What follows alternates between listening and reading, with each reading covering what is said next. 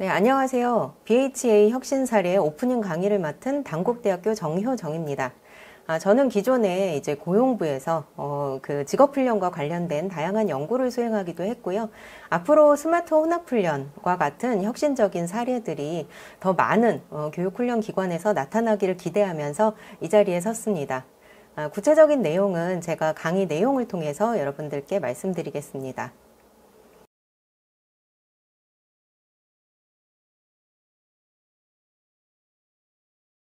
최근 우리에게 가장 화두가 되고 있는 키워드는 4차 산업혁명 그리고 포스트 코로나 시대의 변화가 아닐까 싶습니다. 이미 2016년 이후로 많은 영역에서 4차 산업혁명 시대를 대응해야 한다. 디지털 트랜스포메이션의 시대를 우리는 맞았다. 라는 이야기를 많이 했지만 아무래도 교육 현장의 변화는 그렇게 뚜렷하게 나타나지 않았던 경향이 있습니다. 그러나 우리가 코비드 상황을 대응하기 위해서 굉장히 민첩하게 대응할 수밖에 없었고 아무래도 교육 방법이나 매체나 여러 가지 영역에서 우리는 우여곡절 끝에 지금의 모습까지 오게 되었죠. 물론 그 과정에서 사실 우리는 많은 어려움도 있었고 또 시행착오도 겪었습니다. 이러한 위험 요소를 잘 관리했던 기관들 또 나름대로의 역량으로 이 자리에 서 있는 기관들이 아무래도 BHA 기관이 아닐까 싶습니다. 그 안에서 사실은 조금은 부족한 부분이 있었더라도 이것은 우리에게 반면교사의 기회가 될 수 있습니다. 따라서 이번 BHA 기관들이 공유하는 사례는 굉장히 우수한 사례도 있지만 그런 상황을 나름의 방식으로 대응한 방식이 우리 모두에게 공유되었을 때 나름의 의미가 있을 것이라고 생각합니다. 왜냐하면 우리는 포스트 코로나 그 이후에도 미래를 위한 교육을 해야 하기 때문입니다. 사실 우리는 코비드 때문만이 아니라 변화하고 있는 시대 그리고 변화하는 세대에 맞는 새로운 교육을 해야 한다라는 목소리가 이미 오래전부터 나타났었습니다. 시간이 흐름에 따라서 많은 것들이 변해감에도 불구하고 정작 교육 현장은 크게 변화하지 않는다라는 지적이 있어 왔고요. 그러나 우리의 세대는 변화하고 있습니다. 소위 우리가 밀레니얼 그리고 제너레이션 Z라고 일컬어지는 디지털 네이티브 세대는 새로운 방식으로 소통하길 원하고 또 학습하길 원합니다. 그렇기 때문에 우리 교육훈련 현장이 매우 빠른 변화가 나타나야 하는 것은 아니라고 하더라도 조금씩 변화를 시도해야 하는 것이 지금 우리가 처해 있는 현실이라고 할 수가 있겠습니다. 다만 그러한 변화의 모습이 모든 영역에 있어서 나타나기는 다소 어렵습니다. 우리가 모든 교육훈련의 방식을 온전하게 완벽하게 바꾸는 것은 사실 어렵기 때문에 디지털 전환의 시대에 맞는 혁신의 모습은 조금은 다른 모습일 수 있겠습니다.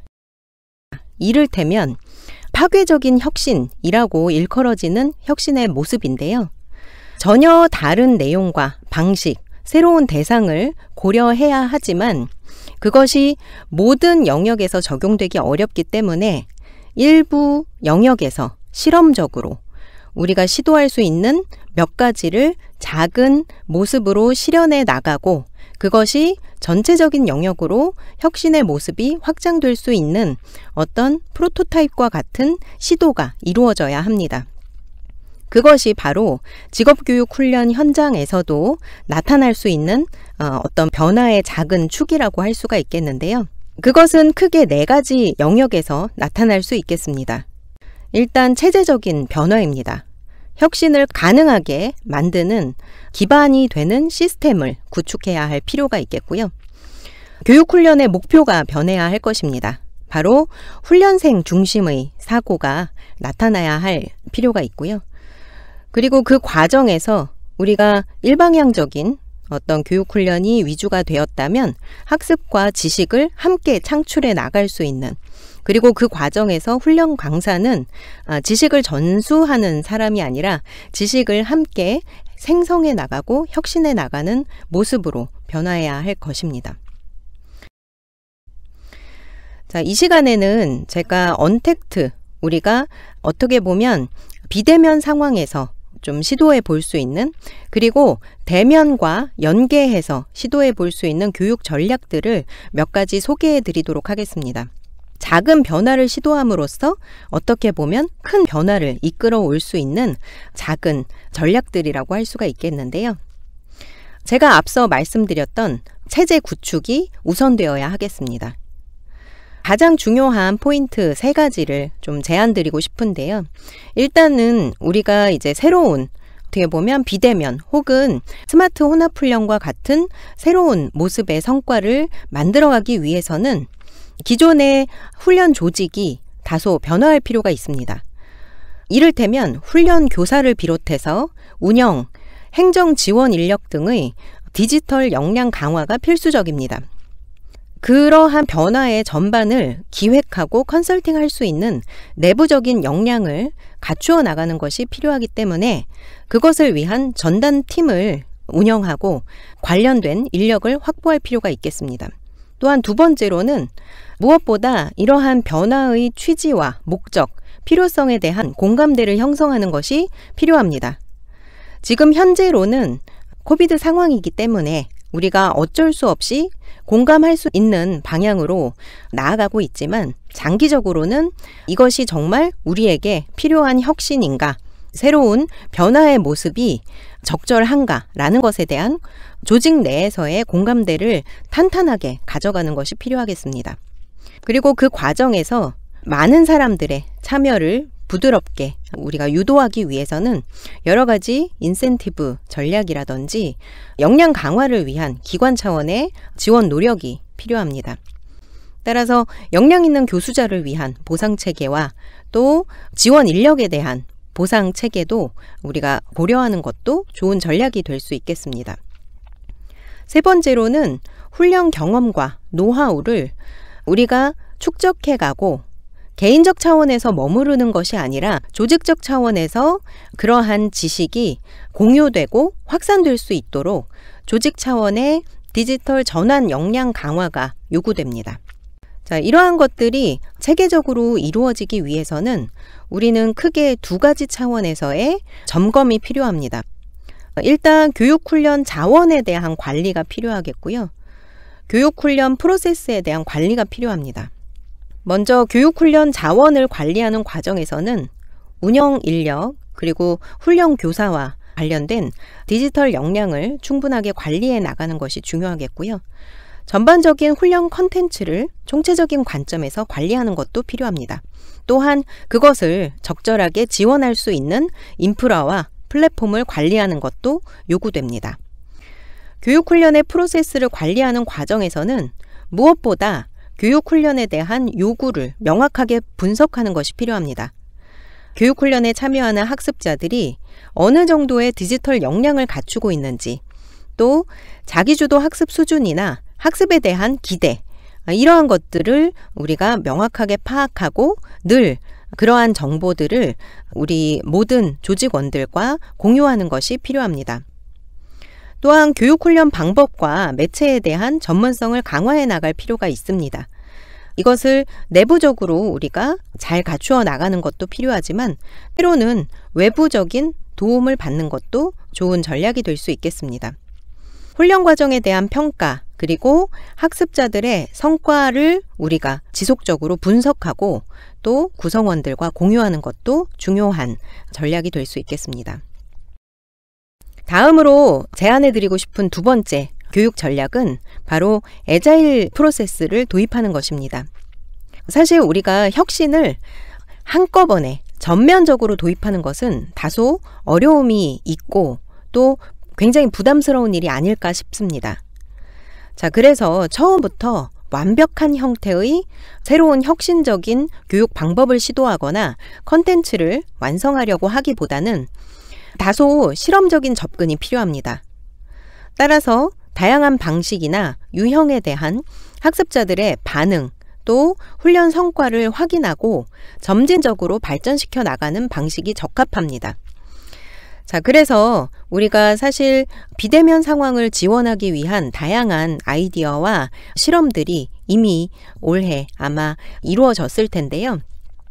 그것에 대해서 훈련생들은 어떻게 느꼈는가, 그리고 어떠한 성취가 있었는가, 또 만약에 미흡했다면 어떤 부분이 좀 보완되어야 할 것인가 라는 것을 굉장히 좀 호기심 어린 태도로 받아들이고 또 분석하면서 개선해 나가는 태도가 필요하겠습니다. 자, 여기서의 초점은 단순히 우리가 무엇인가 새로운 시도를 반복해 나가는 것에 있는 것이라기보다는 어떻게 하면 훈련생이 보다 만족스럽고 또 성공적인 학습 경험을 하고 이것이 실제적인 역량 향상에 기여할 수 있는가에 대한 지속적인 검토를 시도해 나가는 것이 가장 중요한 포인트라고 할 수가 있겠고요. 그것을 기반으로 지속적으로 컨텐츠와 교육의 체제를 보완해 가는 것이 중요하다고 할 수 있겠습니다.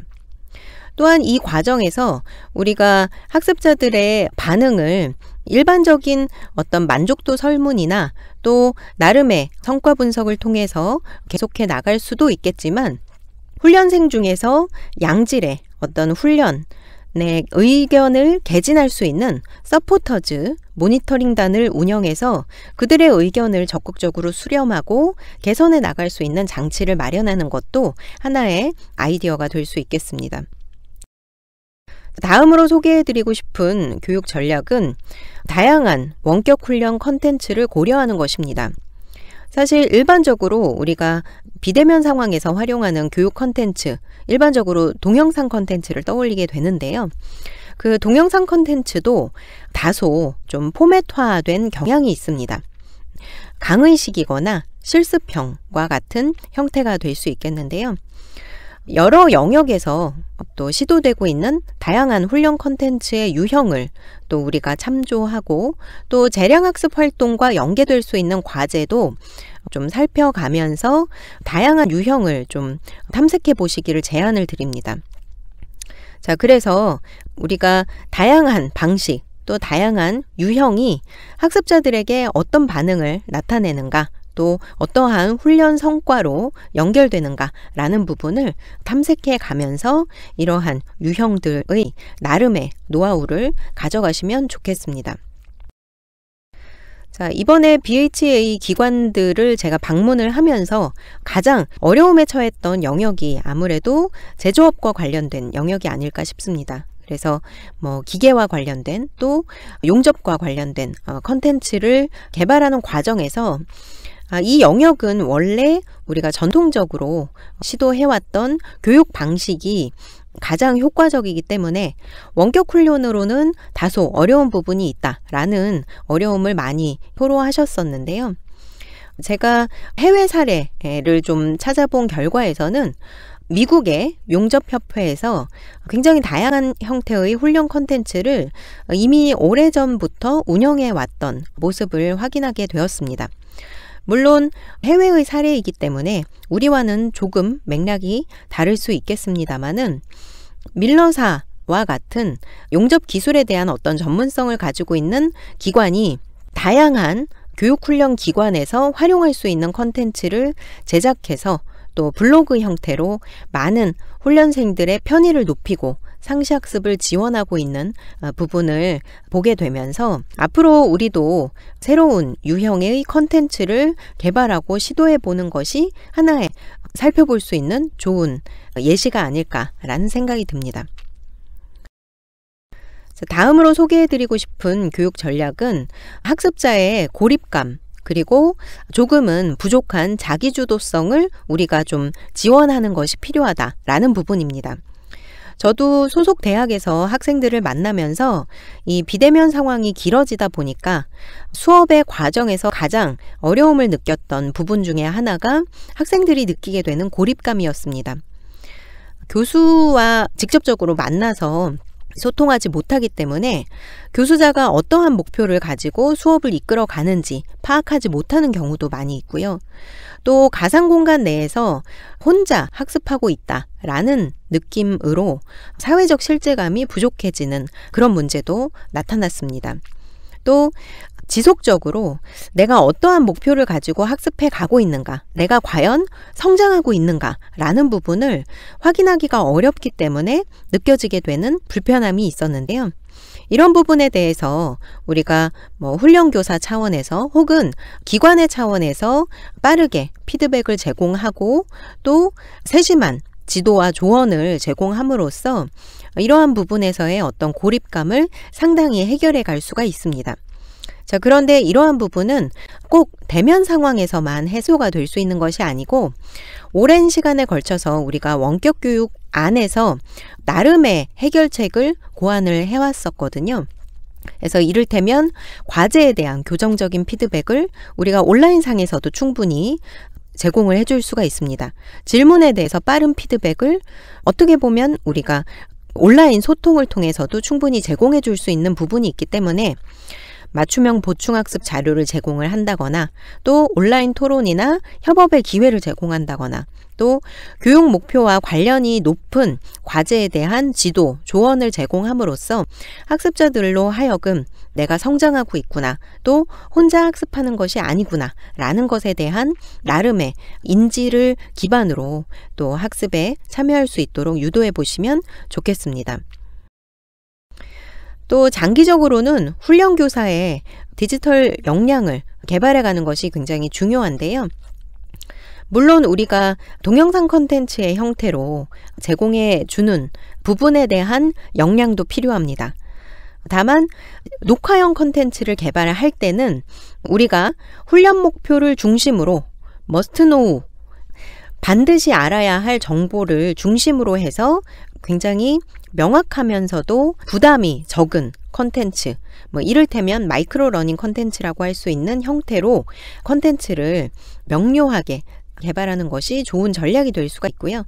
또한 너무 복잡하지 않게 시각 자료를 단순하게 간결하게 제공하는 방법, 또 15분에 한 번쯤은 우리가 주의를 환기할 수 있도록 변화의 요소를 포함하는 것, 또 훈련생들의 이해와 또 흥미를 유도할 수 있는 나름의 요소를 고안하는 것, 그리고 WSQ 전략이라고 해서 사실 녹화형 컨텐츠를 주의 깊게 살피기 어렵기 때문에 왓취, 동영상 컨텐츠를 보고 서머리, 내 나름의 방식으로 요약 정리를 하고 퀘스천, 우리가 동영상을 보면서 좀 이해가 안 됐거나 더 알아보고 싶은 부분들을 정리해서 제출하도록 유도하는 방법 등을 활용을 하게 되면 우리가 녹화형 컨텐츠를 기반으로 해서도 훈련생들이 굉장히 몰입감 있게 학습을 할 수가 있습니다.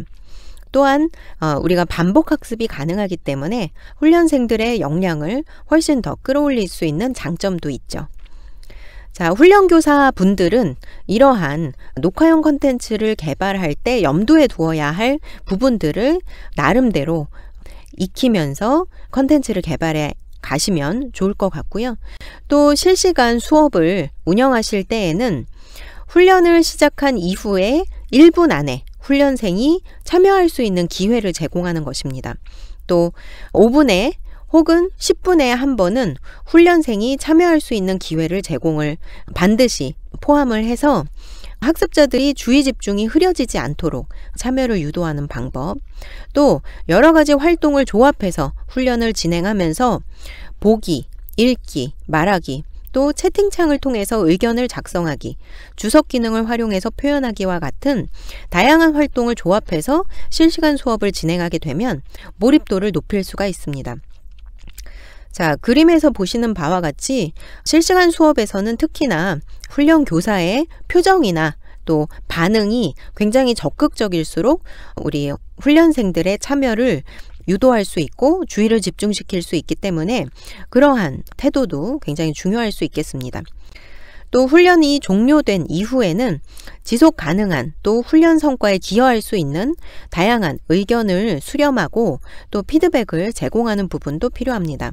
이 과정에서 우리가 던져야 할 질문으로는 훈련을 하면서 쉬웠던 부분, 어려웠던 부분은 무엇이었는지, 또 매력적으로 혹은 지루하게 느꼈던 부분은 무엇이었는지, 또 유용했던 부분과 다소 불필요하게 느껴졌던 부분은 무엇이었나 라는 부분, 또 개선이 필요한 부분은 무엇인가 라는 것에 대한 의견도 충분히 받아보는 것이 필요합니다. 그리고 이러한 것들이 실제 그 이후에 훈련에서 바로 적용되고 반영되는 것을 훈련생들이 경험하게 되면 굉장히 본인들의 의사가 반영된다라는 것에서 만족감을 느끼고 학습에 더 큰 의욕을 느끼게 된다라는 피드백이 있습니다. 자, 다음으로 소개해드리고 싶은 교육 전략으로는 대면과 비대면 상황을 잘 유기적으로 연결할 수 있는 하이브리드형 팀 프로젝트입니다. 사실 대면과 비대면 상황의 학습 경험을 어떻게 연계할 것인가 라는 부분이 가장 큰 어려움 중에 하나였을 텐데요. 팀 프로젝트의 형태도 대면과 비대면을 적절하게 잘 조화했을 경우에 상당히 좋은 성과를 나타낼 수가 있습니다. 팀 프로젝트 같은 경우는 더욱이 우리가 당연히 대면에서 해야 하는 것이 아닌가라고 생각하실 수 있는데요. 팀 프로젝트의 전반적인 과정을 살펴보면 우리가 대면으로 했을 때 훨씬 더 효과적인 활동과 비대면으로 했을 때 오히려 더 성과에 기여할 수 있는 부분들이 있습니다. 예를 들어 대면 상황에서 팀빌딩, 또 활발한 논의와 의사결정이 필요한 활동을 진행을 하고 또 역할 분담을 한 이후에 비대면 상황에서 프로젝트형 과제에 관련된 기초적인 훈련을 진행을 하고 또 개인적인 실습을 진행하는 형태로 전체의 어떤 부담을 낮추는 것입니다. 또 대면 상황에서는 비대면에서 진행한 내용을 확인할 수 있는 팀별 활동 결과물을 공유하고 피드백을 주고받는 활동을 우리가 고려할 수 있고요. 또 비대면 상황에서는 대면에서 진행되었던 실습이나 수행 결과를 사진, 동영상 등으로 업로드하고 그것에 대한 상호 간의 피드백을 비대면 상황에서 진행할 수 있도록 게시판을 운영하는 방식으로 적용을 한다면 굉장히 유기적이면서도 효율적인 팀 프로젝트가 가능하게 됩니다. 자, 그래서 제가 BHA 기관들을 방문을 했을 때 가장 어렵게 느끼셨던 부분 중에 하나가 컨텐츠를 어떻게 만들면 좋을까? 또 그 컨텐츠를 실시간 상호작용으로 어떻게 연계하면 좋을까? 또 자기주도적인 학습 역량이 떨어지는 훈련생들을 어떻게 참여하도록 할 수 있을까? 또 팀 프로젝트와 같은 실습형 훈련을 어떻게 진행하면 좋을까? 라는 고민들을 하셨는데요. 제가 소개해드린 팁들이 조금 도움이 되었으면 합니다. 자, 마지막으로 제안드리고 싶은 교육 전략으로 새로운 매체를 고려하는 부분이 있습니다. 제가 방문했던 몇몇 기관에서는 최근에 굉장히 강조되고 있는 메타버스와 관련된 관심을 굉장히 많이 가지고 계셨는데요. 일단은 메타버스나 가상현실, 증강현실과 같은 새로운 매체를 고려할 때 일단은 가장 중요한 부분은 이것이 과연 적절한가, 최적의 것인가, 어떻게 보면 교육 성과에 기여하는가 라는 부분에 대한 굉장히 합리적인 의문을 가지고 판단하실 필요가 일단은 있습니다. 자, 그래서 가상현실은 모든 미디어가 그렇듯이 좋지도 나쁘지도 않고 수단일 뿐입니다. 그러나 분명히 가상훈련을 우리가 도입을 고려했을 때 그것이 가지고 있는 강점이 있죠. 이를테면 우리가 안전과 관련된 영역이 있습니다. 훈련 영역이. 그래서 실습 과정에서 발생하게 되는 안전 문제를 미리 예방하기 위한 차원에서 이러한 가상현실 상황에서의 실습을 우리가 고려할 수 있습니다. 그리고 지속적으로 우리가 반복 훈련이 필요한 영역에서는 가상현실 내에서 계속적으로 우리가 훈련을 시도하고 즉시적인 피드백을 받으면서 교정해 나가는 그런 부분에서 굉장히 큰 장점을 가지고 있죠. 그래서 많은 영역에서 최근에 훈련생들의 참여와 몰입을 위한 목적으로 VR 컨텐츠를 활용하고 있는 상황이고요. 이론학습 이후에 VR 컨텐츠를 체험하고 본 훈련 영역으로 실습을 진행하는 그러한 형태가 가장 일반적인 모델이라고 할 수가 있겠습니다. 물론 단점과 한계에 대한 지적도 있습니다. 여러 가지 이슈 사항이 있는 것이죠. 이를테면 촉각 구현이 부족하다.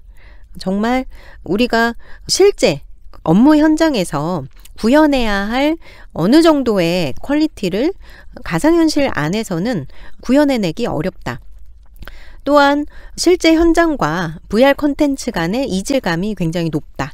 또 고가의 디바이스, 또 컨텐츠가 부족하기 때문에 발생하는 제한적인 측면도 있습니다. 또 그것을 계속적으로 운영하고 관리해 나갈 전문 인력이 필요하다라는 부분도 우리가 염두에 두어야 할 부분이겠습니다. 자, 그러나 우리가 미래지향적인 관점에서 VR이나 증강현실과 같은 교육 매체도 우리가 충분히 도입을 고려할 필요가 있겠는데요. 도입 시에 고려해야 할 부분, 또 활용하는 과정에서 고려해야 할 부분은 제가 제시해드린 내용을 참조하시기 바랍니다. 자, 미래를 위한 우리가 뉴 노멀 스마트 혼합 훈련이라는 말씀을 드렸는데요. 마이크로소프트 리포트에서 제시한 바에 따르면 앞으로는 원격 협업이 더 어렵지만 다시 우리가 기존의 방식으로 협업하는 것은 그것보다 더 어려울 수 있다라는 이야기를 하고 있습니다. 우리가 코로나 이후에 교육훈련은 어떤 모습일까라는 것을 생각을 했을 때 아마 기존의 형태로 완벽하게 돌아가는 것은 어렵지 않을까 싶습니다. 그래서 앞으로 우리가 어쩔 수 없이 선택했던 스마트 혼합훈련이라고 할지라도 앞으로는 뉴 노멀로서 다양한 직업교육 현장에서 스마트 혼합훈련이 더욱더 의미 있고 좋은 성과로 연결될 수 있는 방안에 대해서 무엇보다 고민과 실행이 필요한 시점이 아닐까 싶습니다. 우리가 포스트 코로나 시대에 대한 연습을 아마 지금 이 시점에서 했던 부분이 있다고 생각이 들고요. 이번에 저희가 소개하게 될 BHA 기관에서 수행했던 여러 가지 훈련의 모습들에 아마도 앞으로 우리가 고려해야 할 또 배우고 공유해 나갈 수 있는 좋은 사례들이 담겨져 있을 것입니다. 기대함을 가지고 각 기관의 사례를 살펴보시기 바랍니다. 경청해 주셔서 감사합니다.